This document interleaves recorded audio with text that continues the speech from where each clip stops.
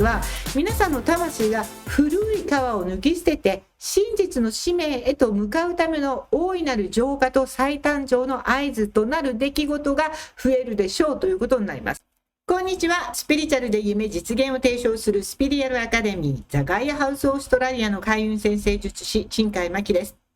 さて、2026年3月の3日、日本時間の20時38分、乙女座の 12.53 度で起こる満月は、部分月食であり、皆既月食です。日本でも観測できます。後ほど詳しい時間帯をお伝えしますので、ぜひ肉眼で見てみてください。で、まず、今回のサビアンシンボル、乙女座の13度にあたります。これは、パワフルな政治家が政治的な内紛状態を克服する度数と言われていて、カリスマ的な力を持つ指導者が自らの持つ力を周囲や社会や世間のために使って強い意志を持って役立てていくということを意味しています。ちょうどこれ今3月の1日に動画を撮ってるんですけれども、今起こっている社会のこと、起こっていることに皆さん気づいている中で、これが世界平和に近づく満月であることを心から祈りたいと思います。ちなみに前回2月の21日に土星と海王星がお羊座で重なるというとても珍しいことが起こり、それからしばらくこの影響を受けますといった中で、戦争が始まる可能性とそこから目覚める可能性2つある。今まだ決まってませんよ。何かまるであの通りになってるなって怯えてる方もいるかもしれませんが、人々の祈りっていうのは届いていくし、今回のこの満月のチャートを見て、ぜひですね、平和な方向に向かってほしいと、みんなで祈るということも大切だと思っています。今回の満月、チャートを見ていきましょう。まず皆さんにお見せします。はい、こちら。日本では11ハウスという未来やコミュニティを象徴する場所にあって、一方で太陽は5ハウスという自己表現や創造性の部屋に位置しています。この満月は自分自身の喜びを表現することが結果として社会や仲間のためになるという統合を目指す配置と読めますね。そしてこの11ハウスの乙女座の月なんですが、もうドラゴンテールとほぼ重なっています。これは過去から持ち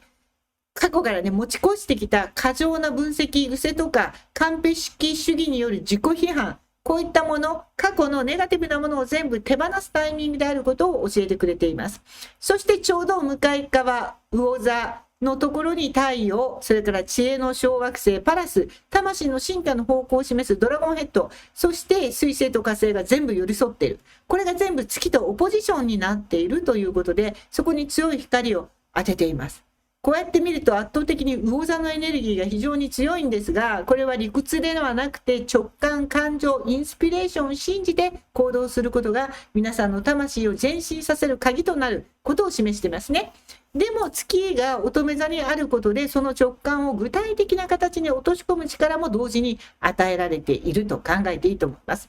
それからもう一個、9ハウスの蟹座の木星ですね。これがこの月とセクスタイルという調和的な角度をとっていますから、自分の居場所や仲間を大切にしながら精神的な学びを含めるということが感情の安定と拡大につながっていくということがわかると思います。自分を育む場所を広げていく素晴らしいサポートも入っています。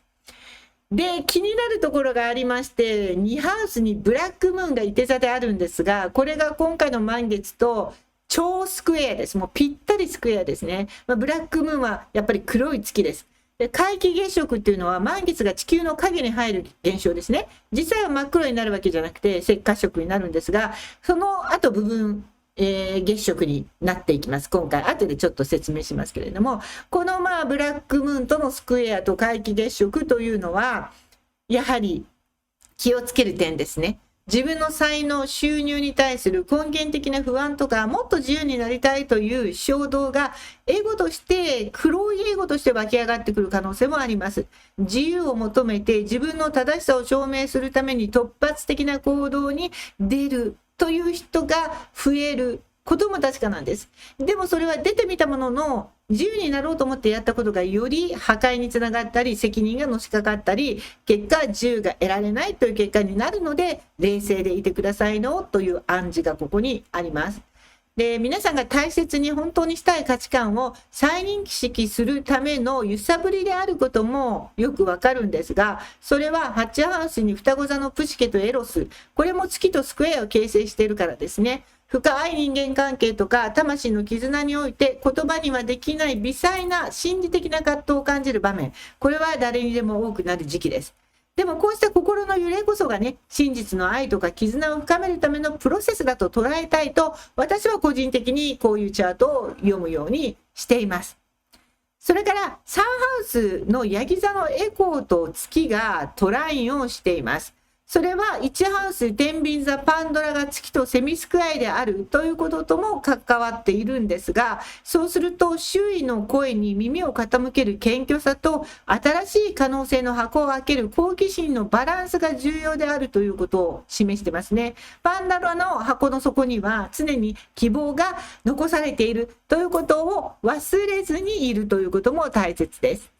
それから5ハウス魚座の水星に注目すると、4ハウスの水亀座の冥王星とセミスクエアしています。心の奥底にある基盤とか家族関係において言葉にしにくい変容の圧力を感じる人も増えるかもしれませんが、3ハウスのヤギ座のジュノーとはセクスタイルということは、こう家族間、パートナーシップにおける誠実な契約や約束、責任あるコミュニケーション、それが変容を助けてくれるという暗示もあります。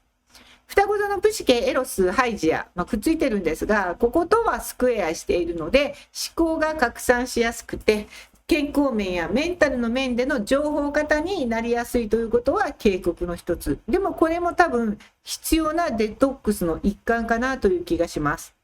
アセンダントが天秤座であるということは、チャートの支配性は金星です。で、この金星は6ハウスの魚座にあって、魂の成長と変容を象徴するペルセポネと重なっている。これがもう皆既月食っぽいですね。なんか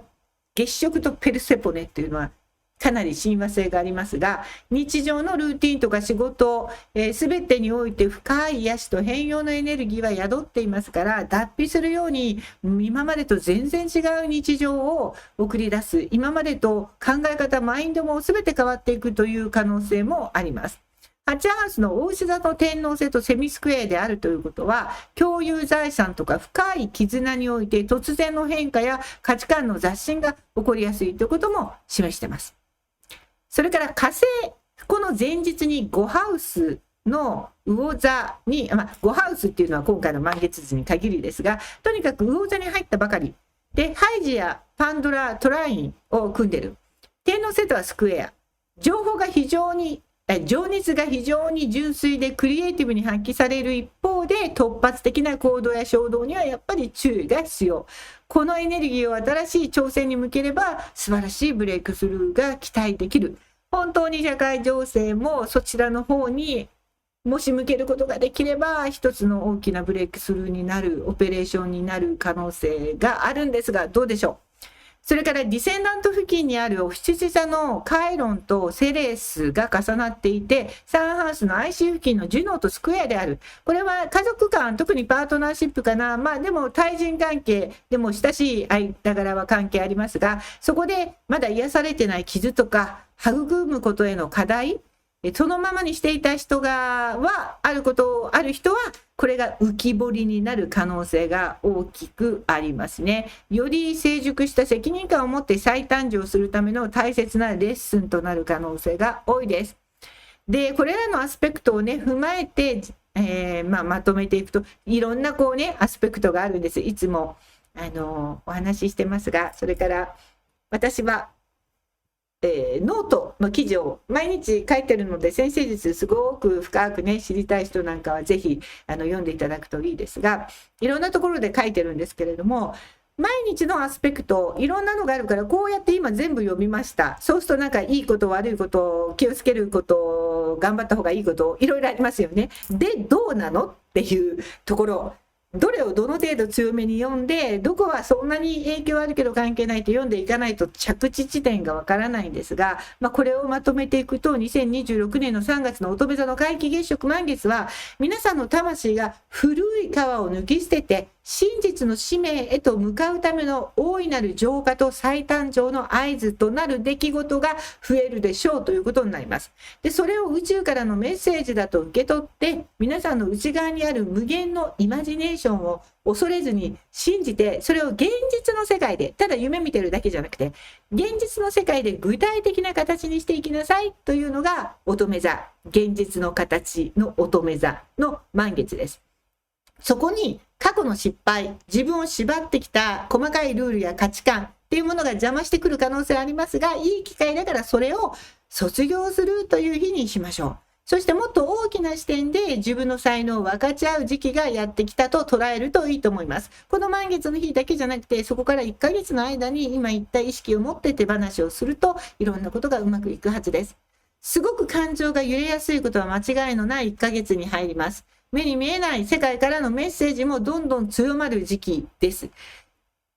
てびっくりするようなニュースがどんどんやってきます。今すでに皆さんがまさかと思ってたことが本当だったというニュースがね、今ネット上でいっぱいありますよね。落ち込んでる人も多いかもしれない。それが本当だとしたら世の中にはまだまだ知らない怖いことが起こってるのかもしれません。でもここは今一回私たちは通っていかなきゃいけない。なんかも言いました。風の時代に一番に起こることはずっと隠されていた秘密の情報が外に出てくるよってずっと言っていましたが、今これが起こってる。知るのは怖いけど知ってから進んでいくしかないという時期を今過ごしているということです。ですからまず自分自身を高い周波数に上げていくということが大事です。自分自身が高い周波数を持ってさえいれば、世の中で低い周波数の出来事が起こっているとしても、皆さんは影響を受けずに済みますから、そのためにいつも周波数を上げていきましょうと言っているわけです。ですからぜひね、その期間だと思っていただくのもいいと思います。まずこの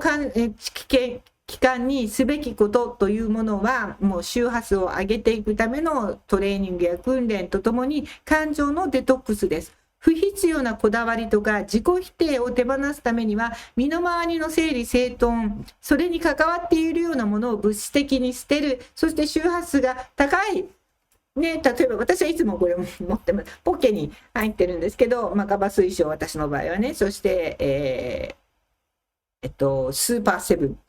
七芒星。もう私はこの、ね、三種の神器、波動を上げるものをいつも持ってますけど、別にこのものだけに限らず、自分自身が人の悪口を言わない、陰口を言わない、自分と違う意見がある人がいても、その人に対して自分の正しさを証明しようとしないということを意識しているだけで、波動っていうのは本当に上がっていきます。そういうものを日常のルーチンの中に組み込んでいくといいと思います。そういうことをしていくとか、あとはクリエイティブな活動に没頭する、ね、何かものづくりに魚座の季節っていうのはやっぱりすごくいいので、それから直感に従って学びを始める。こういうことも全部開運行動につながっていくと思います。そこで自分の魂が喜ぶことをするということが大事です。誰かを喜ばせるためではなく。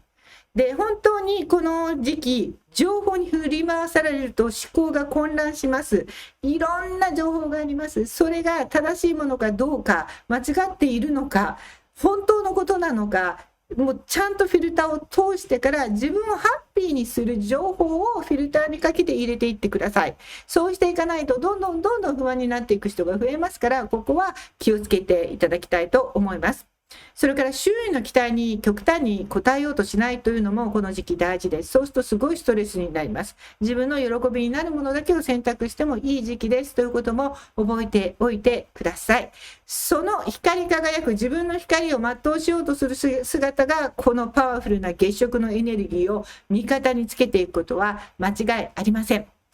で、今回の満月は太陽、地球、月、一直線上に並んでいる満月ですから月食です。通常は少しずれているから太陽の反対側に月があって満月でも地球の影は映らないわけですが、今回この状態なのでこの地球の影が映っていくということになります。で、これ今回は日本で地球の影が移り始める部分食が始まるのが18時49.8分頃です。そして20時4分頃から皆既月食が始まります。つまりこの地球の大気がレンズとなって太陽光線の波長の長い部分、つまり波長が長いのは赤い光なので、だけが月を照らすので、赤褐色っていうんですかね、赤銅色っていうんですか、赤い銅みたいな色になっていきます。で、この辺りは私のガイアハウスのカラーチャクラクリスタルヒーリングを習っている方は、この波動の、波長の長い色とか短い色を知っているのでよくわかると思うんですが、なので赤くなる。そして20時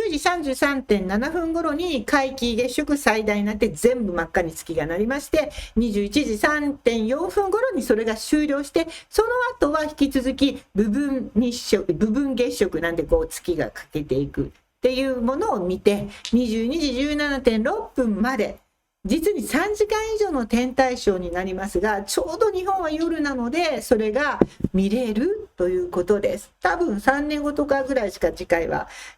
見れないと思いますから、ぜひこの機会にそれを実際に肉眼で見ながら、今日のこの動画のお話を心の中に秘めて生まれ変わって自分の光り輝く自分らしい魂の生き方に向かおうという意識を持ち始める日にしてみてはいかがでしょうか。ということで最後まで聞いていただいてありがとうございました。素敵な満月をお迎えください。